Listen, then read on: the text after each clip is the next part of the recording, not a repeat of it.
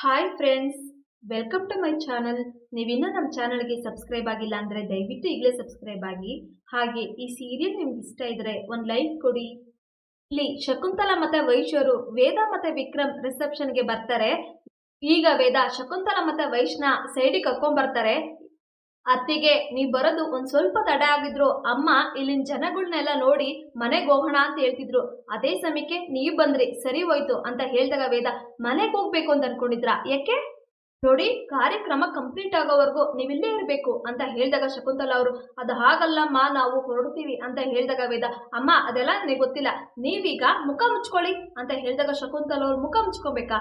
ಈಗ ವೇದ ಹೌದಮ್ಮ, ನೀವು ಮುಖ ಮುಚ್ಕೊಳ್ಳಿ, ವೈಶ್ ನೀನು ಕೂಡ ಅಷ್ಟೇ ಮುಖ ಮುಚ್ಕೋ ಅಂತ ಹೇಳಿ ಶಕುಂತಲಾ ಮತ್ತೆ ವೈಶ್ನ ರಿಸೆಪ್ಷನ್ಗೆ ಕರ್ಕೊಂಡು ಹೋಗ್ತಾಳೆ. ಇಲ್ಲಿಗೆ ಈ ಸಂಚಿಕೆ ಮುಕ್ತಾಯಗೊಳ್ಳುತ್ತೆ.